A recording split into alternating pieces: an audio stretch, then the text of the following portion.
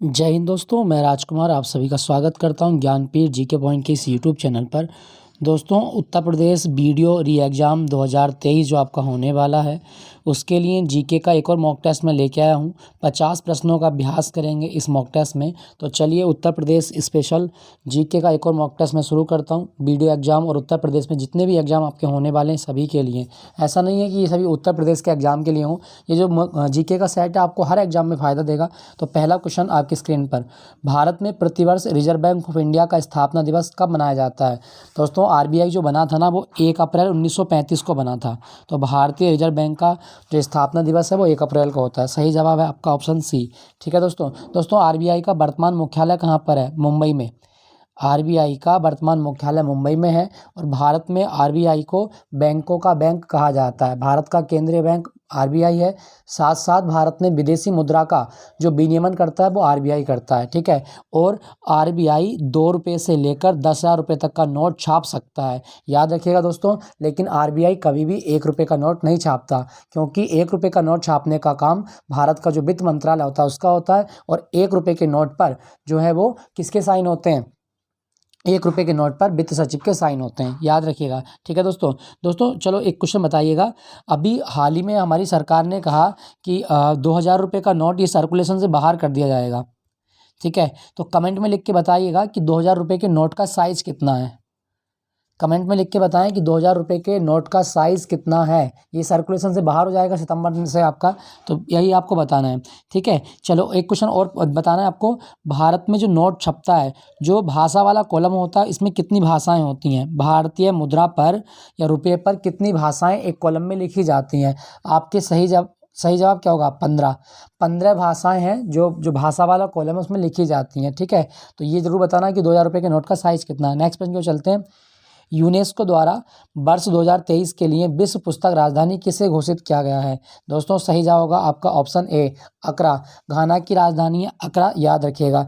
ठीक है दोस्तों, घाना की राजधानी अक्रा है और इसे विश्व पुस्तक राजधानी घोषित किया गया। अच्छा, क्या होता है विश्व पुस्तक राजधानी? दोस्तों, शहर में युवाओं को पुस्तक पढ़ने के लिए प्रेरित करने के लिए यूनेस्को हर साल एक शहर को विश्व पुस्तक राजधानी निर्धारित करता है। दोस्तों, क्या आपको पता है कि घाना का दूसरा नाम गोल्ड कोस्ट भी होता है?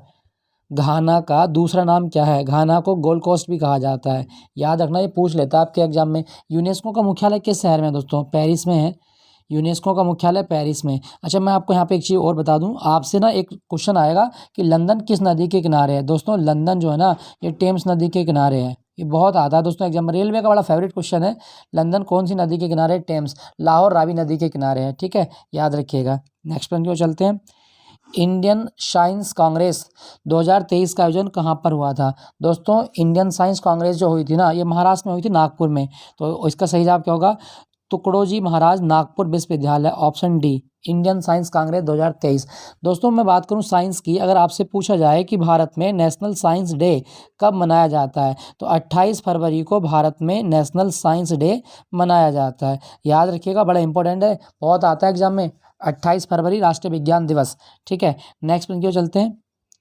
काला धन का अर्थ क्या होता है? दोस्तों, काला धन का अर्थ है एक ऐसा धन जिसको छुपाया गया हो, जिस पर टैक्स को जो भुगतान है वो नहीं किया गया। तो ऐसी आय जिस पर कर नहीं चुकाया गया हो, वो काला धन होता है, याद रखिएगा। ठीक है, अच्छा चलो कमेंट एक क्वेश्चन बताता हूँ आपको। जीएसटी किस प्रकार का कर है? जीएसटी अप्रत्यक्ष कर होता है, ये बहुत इंपॉर्टेंट है, याद रखिएगा। काफ़ी आता है एग्जाम में, जीएसटी किस प्रकार का कर है? अप्रत्यक्ष कर। नेक्स्ट है आपका, भारतीय राष्ट्रीय आंदोलन में करो या मरो का नारा किसने दिया था?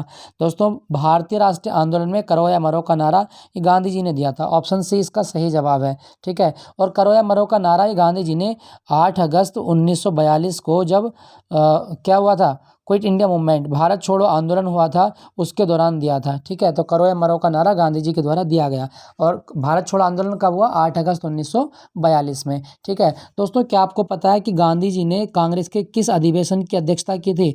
आईएनसी का एक सेशन था 1924 में, बेलगाम सेशन।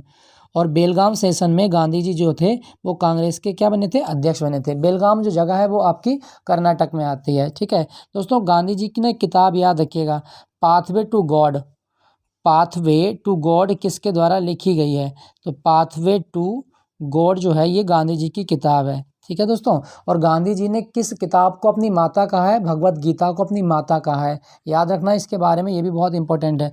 गांधी जी की जयंती 2 अक्टूबर को होती है अंतर्राष्ट्रीय अहिंसा दिवस के रूप में।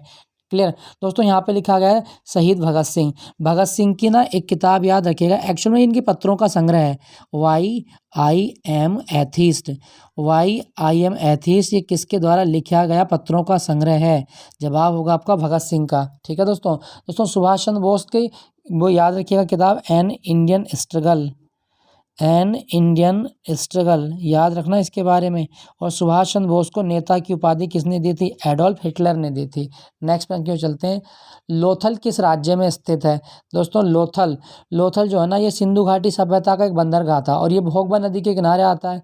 भोगबा नदी के किनारे, तो ये जो है गुजरात में था। ऑप्शन बी इसका सही जवाब है, गुजरात। ठीक है दोस्तों।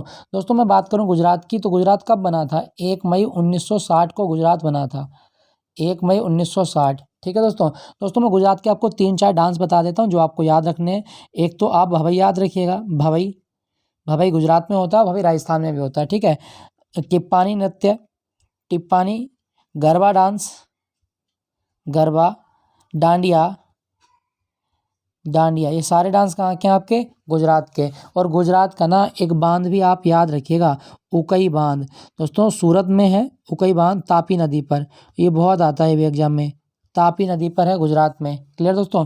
दोस्तों अगर आपसे पूछा जाए कि भारत में एशियाई शेर कहाँ मिलते हैं, तो गिर नेशनल पार्क में एशियाई शेर मिलते हैं प्राकृतिक रूप से। एशियाई शेरों का प्राकृतिक आवास क्या है? गिर नेशनल पार्क, और ये गुजरात में आता है। ठीक है दोस्तों। ठीक है। और भारत की सबसे लंबी जलीय सीमा वाला राज्य वो गुजरात ही है। अच्छा गुजरात का क्या, गुजरात में कोई बंदरगाह है? हाँ, गुजरात में कांडला बंदरगाह है जिसको दीनदयाल उपाध्याय बंदरगाह कहा जाता है। तो कांडला पोर्ट भारत के किस राज्य में? गुजरात में। ठीक है दोस्तों। दोस्तों महाराष्ट्र लिखा हुआ है इसके में 3 डांस याद रखिएगा। लावड़ी महाराष्ट्र का डांस है, तमाशा महाराष्ट्र का डांस है, और साथ साथ कोली डांस भी आप याद रखिएगा। लावड़ी, तमाशा, कोली ये सब महाराष्ट्र के डांस हैं, याद रखना। ठीक है। राजस्थान के 3 डांस याद रखिएगा। एक तो कालबेलिया, ये बहुत पूछता है आपके एग्जाम में। कालबेलिया कहाँ का डांस है? राजस्थान का ही डांस है कालबेलिया। घूमर बड़ा फेमस डांस है घूमर। होली के अवसर पर किया जाता है गैर, गैर भी बहुत आता है आपके एग्जाम में। कठपुतली, कठपुतली कहाँ का डांस है? राजस्थान का डांस है। सुई सिनी याद रखिएगा, सुई सिनी, सुई सिनी डांस याद रखिएगा। ठीक है दोस्तों। चलिए अगले प्रश्न की ओर चलते हैं फिर। तो लोथल कहाँ पर है? गुजरात में है। नेक्स्ट है यांत्रिक ऊर्जा को विद्युत ऊर्जा में परिवर्तित करने वाले उपकरण को क्या कहा जाता है? दोस्तों यांत्रिक ऊर्जा को जो विद्युत ऊर्जा में बदलता है उसे डायनेमो कहा जाता है। ऑप्शन ए ध्यान रखना, यांत्रिक ऊर्जा को विद्युत ऊर्जा में बदलता है तो डायनेमो होता है। अगर इसका उल्टा कर दे कि विद्युत को यांत्रिक में, तो इन्वर्टर होता है। नेक्स्ट है आपका क्वेश्चन संख्या 8। क्वेश्चन संख्या 8 क्या कहा गया है? डिस्कवरी ऑफ इंडिया भारत की खोज एक पुस्तक है, किसके द्वारा लिखी गई है? दोस्तों डिस्कवरी ऑफ इंडिया ना ये भारत के पहले प्रधानमंत्री जवाहरलाल नेहरू के द्वारा लिखी गई है। तो जब सही जवाब होगा आपका ऑप्शन सी। दोस्तों क्या आपको पता है कि जवाहरलाल नेहरू का जन्म प्रयागराज में हुआ था? याद रखना, उत्तर प्रदेश से संबंधित हैं जवाहरलाल नेहरू, तो ये आप याद रखिएगा। और जवाहरलाल नेहरू जो है ना ये भारत के पहले पीएम भी बने थे, साथ साथ हमारी संविधान की जो संघ शक्ति समिति थी उसके अध्यक्ष भी थे जवाहरलाल नेहरू, याद रखिएगा। दोस्तों यहाँ पे लिखे गए हैं दादा भाई नेहरू जी जो है ना एक ये पारसी व्यापारी हैं, पारसी व्यापारी। और भारत में सबसे पहले राष्ट्रीय आय का आकलन किन्होंने किया था? दादा भाई नेहरू जी ने राष्ट्रीय आय के बारे में बताया था। और इनकी एक किताब बड़ी फेमस आपके एग्जाम में बहुत आती है, poverty and un British rule in India. Poverty and un British rule in India, un British rule in India, याद रखिएगा दोस्तों। Poverty and un British rule in India ये नेहरू जी की पुस्तक है। ठीक है दोस्तों। चलिए अगले प्रश्न। अच्छा यहाँ पे लिखा गया वास्को डिगामा भारत आने वाला पहला यूरोपीय व्यक्ति। वास्को डिगामा कब आया था? 1498 में कालीकट बंदरगाह पर आया था। भारत आने वाला पहला यूरोपियन व्यक्ति जो था ये वास्को डिगामा है, कालीकट में पहुंचा था 1498 में। नेक्स्ट प्रश्न की ओर चलते हैं। पीलिया रोग किस अंग को प्रभावित करता है? दोस्तों पीलिया जो है ना ये मेनली यकृत को प्रभावित करता है, यकृत लीवर जिसको कहा जाता है। ठीक है। हमारे शरीर में यूरिया का निर्माण कहाँ होता है? यकृत में। मैक्सिमम रीजनरेटिव पावर किस अंग की है? यकृत की होती है। बाइल जूस कहाँ पे प्रोड्यूस होता है? यकृत में। ये भी आप याद रखिएगा। दोस्तों ब्रक लिखा गया किडनी, किडनी की जो स्ट्रक्चर यूनिट है, जो संरचनात्मक इकाई है, उसे क्या कहा जाता है? दोस्तों गुर्दे की संरचनात्मक इकाई नेफ्रॉन है, याद रखना नेफ्रॉन। ठीक। और अगर आपसे पूछा जाए दोस्तों कि हमारे हृदय में कितने चैम्बर होते हैं, 4। हमारे हृदय में 4 चैम्बर होते हैं। चलो मैं 2-3 चीज़ें बता देता हूँ। देखो, अगर कभी क्वेश्चन आए कि मानव का हृदय एक सामान्य स्थिति में 1 मिनट में कितनी बार धड़कता है, तो औसतन 72 बार 1 मिनट में धड़क जाता है। और एक धड़कन बनने में कितना समय लगता है, 0.8 सेकंड का समय लगता है। ठीक है दोस्तों, अगर आपसे पूछा जाए कि मानव का जो हृदय है इसको कौन सी झिल्ली बंद करके रखती है, पेरिकार्डियम। मानव का हृदय पेरिकार्डियम झिल्ली में बंद होता है। और मानव का हृदय कितने चैम्बर में विभक्त होता है, 4 चैम्बर में विभक्त होता है। अच्छा, अगर आपसे पूछा जाए दोस्तों हृदय की सामान्य आवाज़ कैसी होती है, लबडब की होती है। जब हमारा हृदय सामान्य होता है तो इसकी आवाज़ कैसी होती है, लबडब की आवाज़ होती है, याद रखना। तो पीलिया रोग किसको प्रभावित करता है, यकृत को। नेक्स्ट पॉइंट की ओर चलते हैं। किस एक का जड़त्व अधिकतम होता है। दोस्तों जड़त्व जो होता है ना वो क्या है, बाह्य बल के अभाव में जब कोई वस्तु अपनी अवस्था में होने वाले परिवर्तन का विरोध करती है उसे जड़त्व कहा जाता है। जैसे कोई रुकी हुई वस्तु है, अगर आप उसको गति दोगे तो वो गति करना से मना करेगी, या गति कर रही वस्तु है तो वो रुकने से मना करेगी। मतलब कोई भी वस्तु जो अपनी अवस्था में होने वाले परिवर्तन का विरोध करे वो जड़त्व होता है। तो आपसे पूछा गया है कि सबसे ज़्यादा जड़त्व किसका होगा, तो दोस्तों सबसे ज़्यादा जड़त्व इनमें होगा क्रिकेट की गेंद का। क्रिकेट की गेंद का क्यों, अगर क्रिकेट की गेंद रुकी हुई है तो वो गति का विरोध करेगी, और गति कर रही है तो रुकने का विरोध करती है। ठीक है दोस्तों, याद रखिएगा। नेक्स्ट है आपका, अच्छा यहाँ पे ना एक चीज़ लिखी गई है, जैसे आपसे पूछा जाए 1 रुपये का सिक्का कौन जारी करता है भारत में, 1 रुपये का सिक्का वित्त मंत्रालय। भारत में 1 रुपये का सिक्का वित्त मंत्रालय जारी करता है। और इस पे साइन किसके होते हैं, वित्त सचिव के। भारत का सर्वोत्तम नागरिक पुरस्कार कौन सा है, तो हिंदुस्तान नागरिक पुरस्कार पूछा है तो नंबर 1 की पोजीशन पे भारत रत्न आता है, नंबर 2 पे पद्म विभूषण आता है, नंबर 3 पे पद्म भूषण आता है, और नंबर 4 पे पद्मश्री आता है। तो 4 ये भारत के अवार्ड हैं और इसी सीक्वेंस में आपको याद रखना है। ठीक है, याद रखना भारत रत्न में कोई पैसा नहीं मिलता है। ठीक है, याद रखेंगे भारत रत्न, पद्म विभूषण, पद्म भूषण और पद्मश्री चारों अवार्ड नागरिकता के लिए दिए जाते हैं। ध्वनि की गति किसमें न्यूनतम होती है, दोस्तों ध्वनि कभी भी निर्वात में गमन नहीं कर सकती। ठीक है, निर्वात में गमन, लेकिन इन ऑप्शन के अनुसार लकड़ी में ध्वनि की गति न्यूनतम होती है। ठीक है दोस्तों, क्या आपको पता है कि ध्वनि कैसी तरंग है, ध्वनि अनुदैर्घ्य तरंग है। कैसी है आपकी, अनुदैर्घ्य है। और अनुदैर्घ्य होने के साथ साथ ये एक यांत्रिक तरंग भी है।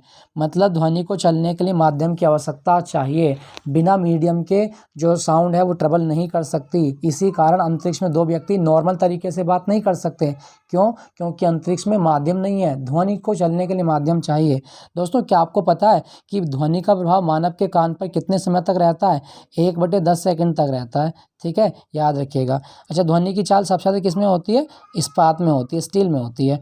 मानव शरीर का सामान्य तापमान कितना होता है, दोस्तों मानव शरीर का अगर सामान्य तापमान हम फ़ारेनहाइट की बात करें तो वो होता है 98.6 डिग्री फ़ारेनहाइट। अगर आपसे पूछा जाए कि डिग्री सेल्सियस में कितना होता है तो लगभग 37 डिग्री सेल्सियस, और केल्विन में कितना होता है 310 केल्विन। याद रखिएगा 310 केल्विन, 37 डिग्री सेल्सियस और 98.6 डिग्री फ़ारेनहाइट। भारतीय संविधान के किस अनुच्छेद के अंतर्गत किसी राज्य में राष्ट्रपति शासन लागू किया जाता है, दोस्तों राष्ट्रपति शासन कौन से आर्टिकल के तहत होता है, सही जवाब होगा आपका ऑप्शन 356। 356 याद रखिएगा। ठीक है दोस्तों अगर आपसे पूछा जाए कि भारत का संविधान जो है किसने अपने हाथ से लिखा, प्रेम बिहारी नारायण रायजादा ने लिखा है। प्रेम बिहारी नारायण रायजादा। ठीक है, याद रखिएगा। संविधान दिवस होता है 26 नवंबर को। नेक्स्ट है आपका, निम्नलिखित में से किस संगठन ने सती प्रथा पर रोक लगाने का प्रयास किया है, दोस्तों सती प्रथा पर रोक लगाने वाले थे राजाराम मोहन राय। और राजाराम मोहन राय ब्रह्म समाज से संबंधित हैं। ब्रह्म समाज की स्थापना 1828 में की गई है, ये आप याद रखिएगा। ठीक है दोस्तों।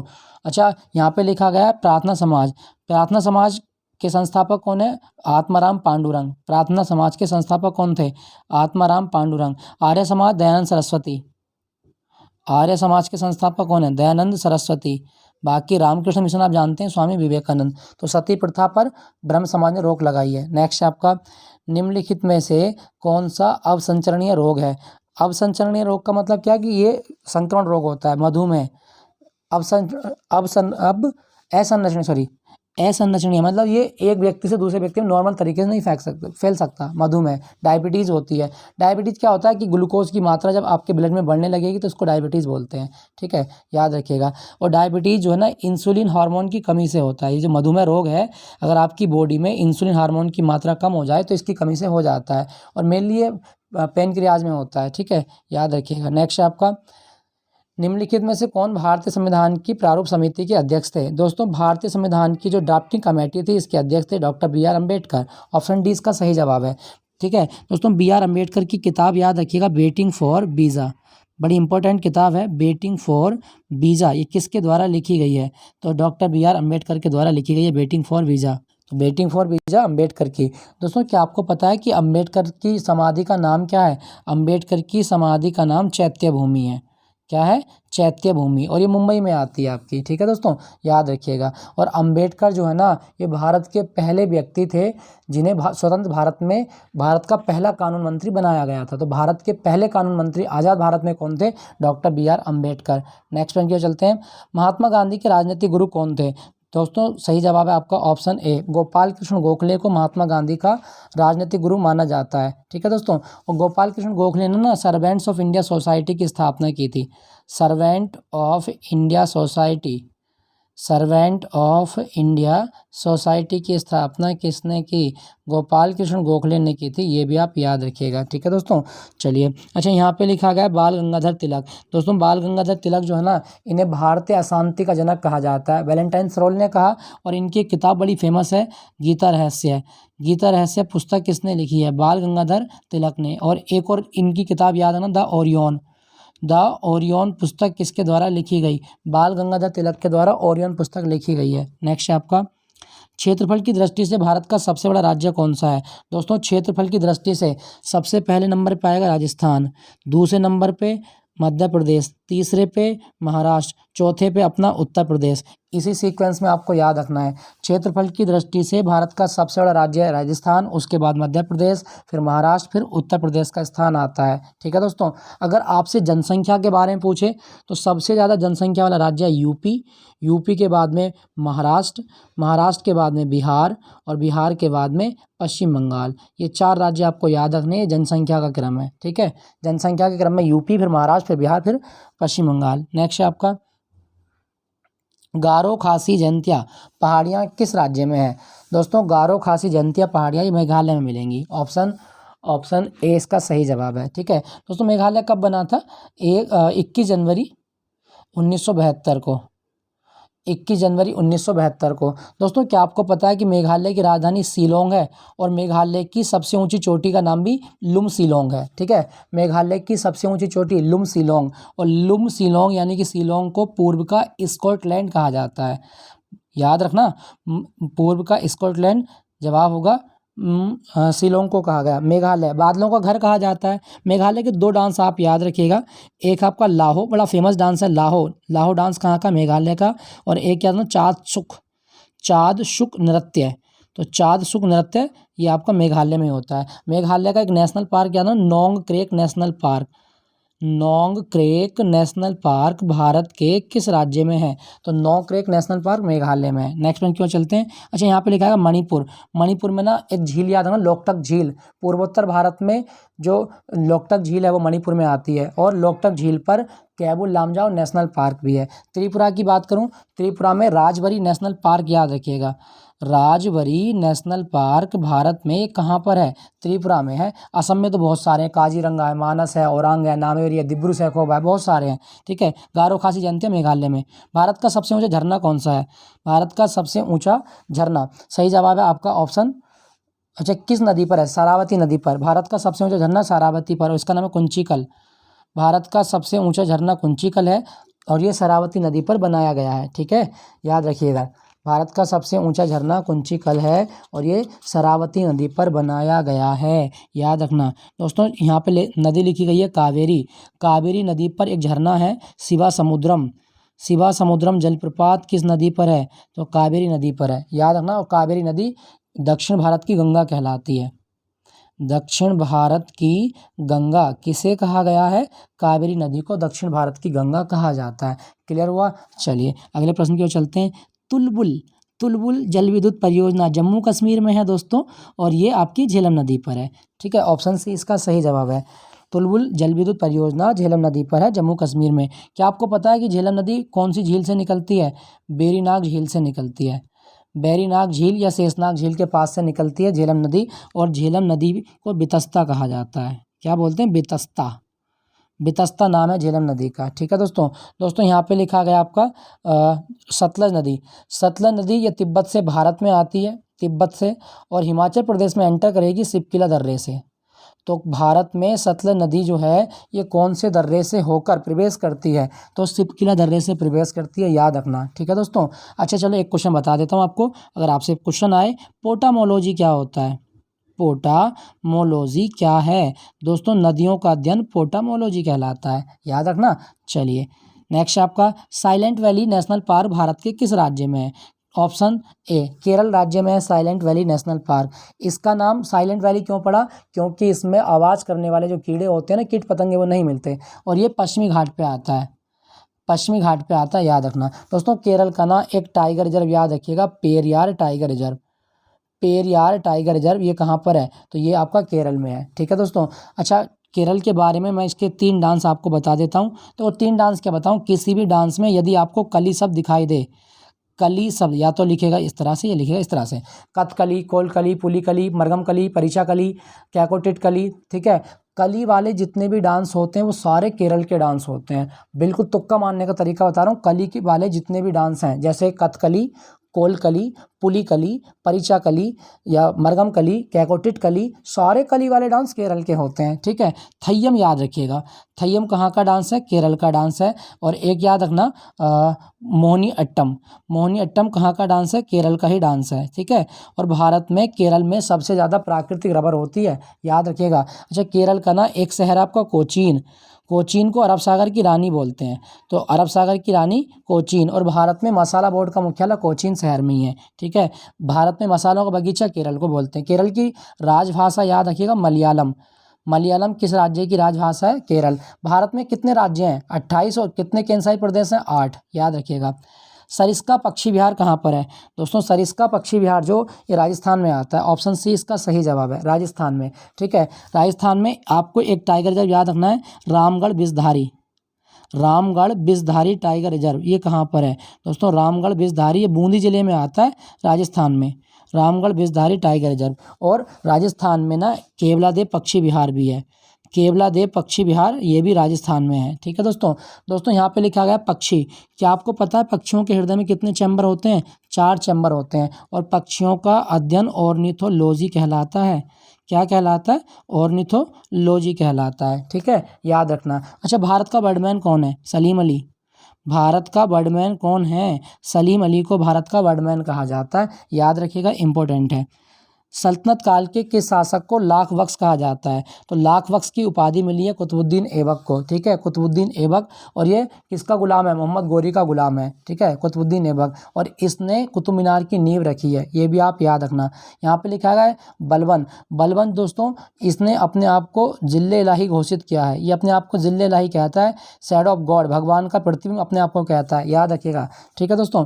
अच्छा यहाँ पे लिखा है सिकंदर लोदी, इसने 1504 ईस्वी में आगरा शहर की स्थापना की थी, सिकंदर लोदी। और इसका जो असली नाम है ना, जो कविताएं लिखता है, नज़्में लिखता है, वो गुलरुखी के नाम से लिखता है। ठीक है। नेक्स्ट पे क्या चलते हैं, क्वेश्चन संख्या 26। क्वेश्चन संख्या 26 क्या कहता है? कहा गया दिल्ली का सुल्तान जो भारत में नहरों के सबसे बड़े जाल के निर्माण के लिए प्रसिद्ध है, कौन है? तो दोस्तों दिल्ली में जो नहरों का जाल बिछाया था ना, वो फिरोज शाह तुगलक ने बिछाया था। ऑप्शन सी इसका सही जवाब है, फिरोज शाह तुगलक। ठीक है, याद रखिएगा। दोस्तों इल्तुतमिश कौन है? इसको गुलाम का गुलाम भी कहा जाता है। तो कभी क्वेश्चन आए स्लेव ऑफ द स्लेव किसे कहा गया? इल्तुतमिश को। और इल्तुतमिश का एक नाम आपसे पूछेगा इक्ता प्रणाली से। इक्ता प्रणाली जो कि एक लैंड रिफॉर्म मानी जाती है, इक्ता प्रणाली किससे संबंधित थी? इल्तुतमिश ने स्टार्ट की थी। नेक्स्ट पॉइंट क्यों चलते हैं, विजयनगर किस नदी के तट पर है? दोस्तों विजयनगर साम्राज्य ये हम्पी में इसके अवशेष देखे जाते हैं कर्नाटक में, और ये तुंगभद्रा नदी के किनारे था। सही जवाब आपका ऑप्शन डी, तुंगभद्रा नदी के किनारे। विजयनगर साम्राज्य की स्थापना 1336 ईस्वी में हरिहर बुक्का द्वारा की गई है। ठीक है, याद रखिएगा, विजयनगर साम्राज्य। अच्छा यहाँ पे ना एक चीज़ मैं आपको बता दूं, चलो क्वेश्चन बताना है आपका, विजयनगर साम्राज्य की राजभाषा क्या थी? कमेंट में लिख के बताइएगा, विजयनगर साम्राज्य की राजभाषा क्या थी? इंपॉर्टेंट है, बहुत बार आता है एग्जाम में। नेक्स्ट पॉइंट क्यों चलते हैं, भारत में जीटी रोड का निर्माण किसने करवाया था? दोस्तों भारत में जीटी रोड का निर्माण शेरशाह सूरी ने करवाया था, शेरशाह सूरी। और भारत में रुपया किसने शुरू किया? शेरशाह सूरी ने। अपने जीवन में 2 युद्ध लड़े शेरशाह सूरी ने, एक चौसा का युद्ध और एक कन्नौज का युद्ध।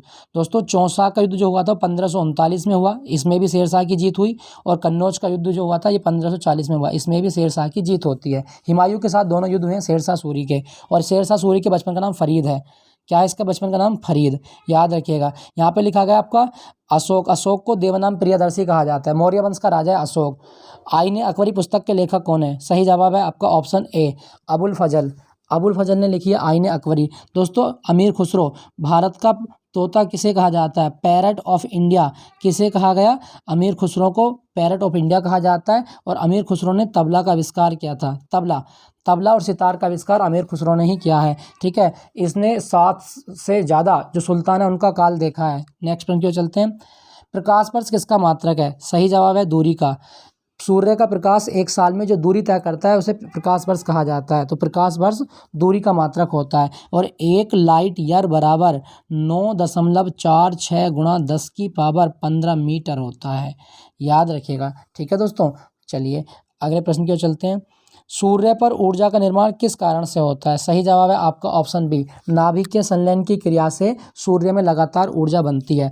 क्या आपको पता है कि सूर्य का जो 71% हिस्सा है वो हाइड्रोजन से बना हुआ है?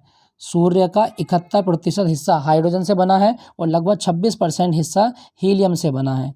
26% हीलियम। नेक्स्ट है आपका, मानव शरीर में रक्त का शुद्धिकरण कहाँ होता है? दोस्तों मानव शरीर में रक्त का शुद्धिकरण जो होता है ना वो फेफड़े में होता है। ऑप्शन ए इसका सही जवाब है। ठीक है, फेफड़े में। अगर आपसे पूछा जाए कि मानव रक्त का पीएच मान कितना होता है? दोस्तों मानव रक्त का पीएच मान 7.4 होता है, मतलब ये क्षारीय होता है। ठीक है दोस्तों, क्या आपको पता है कि मानव के रक्त में कौन सी धातु मिलती है? आयरन या लोहा भी आप कह सकते हैं। मानव के रक्त में आयरन धातु मिलती है। और हमारे रक्त में WBC और RBC का अनुपात कितना होता है? बताओ फिर कितना होता है? देखो WBC और RBC का अनुपात 1:600 होता है। अगर 1 WBC है तो उसके अनुपात में 600 RBC होती हैं। याद रखना इंपॉर्टेंट है। नेक्स्ट है आपका, किस हार्मोन को लड़ो उड़ो हार्मोन कहा जाता है? दोस्तों लड़ो उड़ो हार्मोन जो ना ये कहा गया है एड्रेनलिन को। एड्रेनलिन को लड़ो उड़ो हार्मोन कहा जाता है। याद रखना, जब हम किसी लड़ते हैं, हम डरते हैं या गिरते हैं तो हमारी बॉडी में बनता है एड्रेनलिन हार्मोन। याद रखना 33 का सही जवाब आपका ऑप्शन बी। नेक्स्ट है, उत्तर प्रदेश का वर्तमान स्वरूप कब अस्तित्व में आया था? दोस्तों उत्तर प्रदेश का वर्तमान स्वरूप जो है वो 9 नवंबर सन 2000 को आया था। जब उत्तराखंड विभाजित हुआ तो उत्तर प्रदेश का वर्तमान स्वरूप अस्तित्व में आता है। दोस्तों क्या आपको पता है कि उत्तर प्रदेश का एरिया 2,40,928 वर्ग किलोमीटर है? 2,40,928 वर्ग किलोमीटर। और ये भारत का 7.33% है। याद रखिएगा। नेक्स्ट है आपका, उत्तर प्रदेश का आलू अनुसंधान संस्थान कहाँ पर है? ध्यान रखना, आलू अनुसंधान संस्थान उत्तर प्रदेश में कहाँ पर है? तो गाजियाबाद में है। प्रदेश का आलू अनुसंधान संस्थान गाजियाबाद में है। ठीक है दोस्तों। अच्छा, अगर क्वेश्चन आए कि भारत में गन्ना अनुसंधान केंद्र कहाँ पर है? लखनऊ में। दलहन अनुसंधान केंद्र कहाँ पर है? तो वो आपका कानपुर में। और कागज अनुसंधान केंद्र कहाँ पर है? वो सहारनपुर में है। ये सारी चीज़ें आपको याद रखनी है। ठीक है, याद रखेंगे।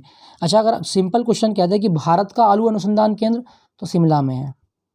भारत का आलू अनुसंधान केंद्र शिमला में है। नेक्स्ट है आपका, अगर देखो ये जो आलू अनुसंधान वाला अगर क्वेश्चन अगर गाजियाबाद नहीं आता तो मेरठ लगाना इसका आंसर, क्योंकि अभी जो भाग है ना पहले गाजियाबाद में था, अभी मेरठ में पहुंच गया है। मोदीपुरम वाला जो क्षेत्र है मेरठ में आता है। नेक्स्ट है आपका, भारत का सबसे अधिक जनसंख्या घनत्व वाला राज्य कौन सा है?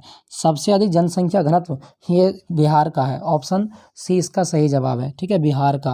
दोस्तों क्या आपको पता है कि जनसंख्या का अध्ययन क्या कहलाता है? डेमोग्राफी कहलाता है। डेमोग्राफी क्या है? जनसंख्या का अध्ययन, डेमोग्राफी। विश्व जनसंख्या दिवस 11 जुलाई को होता है। ठीक है, प्रदेश का सर्वाधिक क्षेत्रफल वाला जिला कौन सा है? दोस्तों सबसे ज़्यादा क्षेत्रफल वाला जनपद यूपी का कौन सा है? लखीमपुर खीरी। ऑप्शन बी इसका सही जवाब है। सबसे ज़्यादा आबादी वाला जनपद कौन सा है? इलाहाबाद।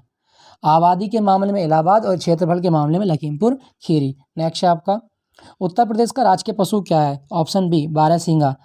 राजकीय पशु बारहसिंगा है। ठीक है, पक्षी पूछेगा तो सारस है। पक्षी पूछेगा तो सारस, पशु पूछेगा तो बारहसिंगा। पंडित रविशंकर किससे संबंधित हैं? पंडित रविशंकर का संबंध सितार से है। याद रखना, सितार। और इसका आविष्कार किसने किया था? अमीर खुसरो ने। शहनाई बिस्मिल्लाह खान। शहनाई के लिए एक ही नाम बड़ा प्रसिद्ध है भारत के अंदर, बिस्मिल्लाह खान। शहनाई का जादूगर कहा जाता है। तबला के लिए आप जानते हैं जाकिर हुसैन तबला बजान करते हैं। बांसुरी के लिए हरिप्रसाद चौरसिया। एक बाइट में कितने बिट्स होते हैं? 8 बिट्स होते हैं। एक बाइट बराबर 8 बिट्स। याद रखिएगा। CD रोम किसका उदाहरण है? CD रोम मतलब compact disc read only memory. तो CD रोम इनपुट डिवाइस का उदाहरण है। Input device. याद रखिएगा। वह हार्डवेयर जो कंप्यूटर का मस्तिष्क कहलाता है उसे क्या कहा जाता है? CPU। CPU जो है कंप्यूटर का दिमाग होता है। याद रखिएगा। और CPU की फुल फॉर्म है central processing unit. Central processing unit, central processing unit, ये सीपीयू की फुल फॉर्म होती है। ठीक है दोस्तों।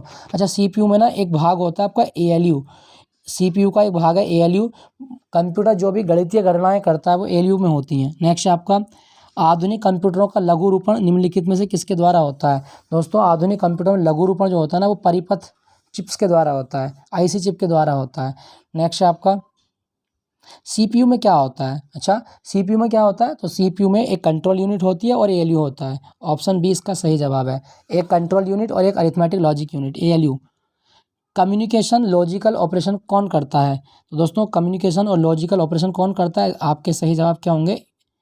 तो कम्युनिकेशन और लॉजिकल ऑपरेशन जो किए जाते हैं दोस्तों वो किए जाते हैं एएलयू के द्वारा। ठीक है, लॉजिकल ऑपरेशन मतलब गणित की जो चीज़ें होती हैं, अरिथमेटिकल लॉजिकल यूनिट। नेक्स्ट है आपका खालिस्तान कमांड को कैरी आउट करने का प्रोसेस है। तो दोस्तों कमांड को कैरी आउट करने का प्रोसेस एग्जीक्यूटिंग होता है। ऑप्शन डी इसका सही जवाब है। ठीक है, जब कंप्यूटर बंद होता है तो रैम, रैम क्या होता है? अच्छा, जब कंप्यूटर बंद होता है तो रैम जो होती है ना वो बेसिक इनपुट आउटपुट सिस्टम होता है, रैम वॉलेट और रैंडम एक्सेस मेमोरी। नेक्स्ट है आपका जीएसटी बिल को पारित करने वाला भारत का पहला राज्य कौन सा था? Option B Assam. GST bill को पारित करने वाला भारत का पहला राज्य असम है। असम की भाषा याद रखिएगा बोडो, असम की भाषा बोडो। अच्छा, मैं आपको असम के 3 डांस बता देता हूँ, याद रखिएगा। बिहू, बिहू डांस असम। बुगुरुम्बा, बुगुरुम्बा कहाँ का डांस है? दोस्तों असम का डांस है।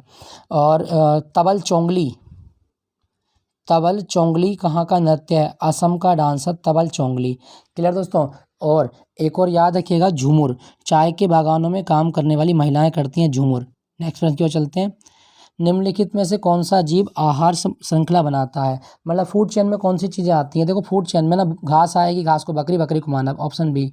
नेक्स्ट है आपका निम्नलिखित में कौन सा केंद्र एवं लौह इस्पात उद्योग के लिए नहीं जाना जाता? दोस्तों इसमें से कौन सा है? तो रेणुकूट, रेणुकूट जो है ना ये एल्यूमिनियम के लिए जाना जाता है, एल्यूमिनियम, ना कि इस्पात के लिए, एल्यूमिनियम। ठीक है, याद रखिएगा। बाकी सेलम, भद्रावती, विशाखापट्टनम ये लौह एवं इस्पात के लिए जाने जाते हैं। ठीक है, चलो एक क्वेश्चन बताना है, भारत की स्टील नगरी किसे कहा जाता है? The steel city of India किसे कहा गया है? कमेंट में लिख के बताइएगा। ये थे आज के 50 क्वेश्चन। आई होप ये सेशन आपको अच्छा लगा होगा। अच्छा लगे तो एक लाइक ज़रूर दीजिएगा और कमेंट में जो भी आपसे आंसर पूछे गए हैं तो प्लीज़ आपसे रिक्वेस्ट है उनका आंसर पूरा, देखो आंसर ऐसा मत लिखा करो कि जैसे आपसे पूछा कि जैसे आपसे पूछा कि भारत का पहला स्टील, मतलब भारत की स्टील सिटी किसे कहा गया, तो आप सिंपल उसका आंसर लिख देते हो, वो गलत है। पूरा लिखा करो ना कि भारत की स्टील सिटी जमशेदपुर को कहा जाता है, ऐसे लिखा करो ताकि मुझे ही पता रहे कि हाँ आंसर किस प्रश्न का आप दे रहे हैं। ठीक है, चलिए मिलते हैं फिर अगले मॉक टेस्ट के साथ। Thank you for watching Gyanpeeth G K point.